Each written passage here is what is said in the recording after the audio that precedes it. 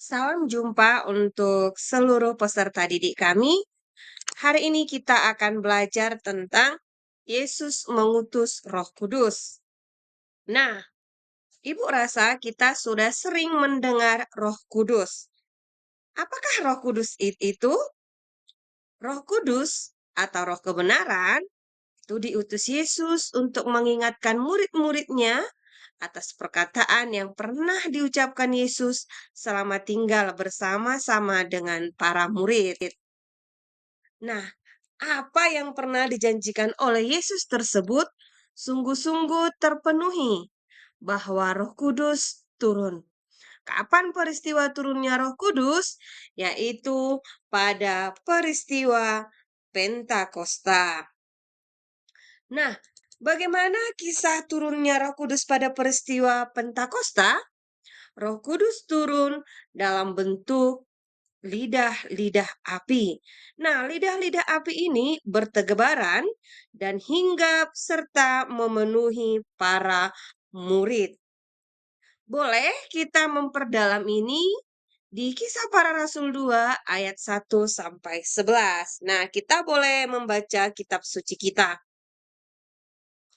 Nah, anak-anak didik kami, ya, Roh Kudus itu turun dalam bentuk lidah-lidah api.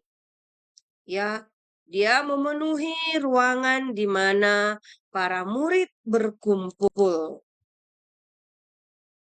Roh Kudus itu adalah roh kebenaran yang mengajarkan tentang kebenaran Allah, yaitu mewartakan Yesus dan karya penyelamatannya. Roh Kuduslah yang menuntun gereja kepada kekudusan.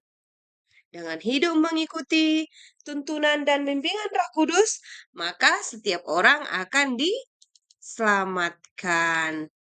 Nah, bagaimana pengalaman para murid Yesus tersebut hendaknya juga menjadi pengalaman hidup kita sebagai orang yang percaya akan Yesus. Harusnya kita juga ya tetap hidup dalam bimbingan Roh Kudus. Nah, anak didik kami, Roh Kudus itu dilambangkan dengan api. Kenapa ya dilambangkan dengan api? Karena Roh Kuduslah yang akan menyemangati hidup kita dan mengubarkan semangat kita untuk mewartakan Kristus yang bangkit. Nah, di akhir pertemuan ini, coba kita renungkan bagaimana sih perjalanan atau bagaimana pengalaman hidup kita selama ini.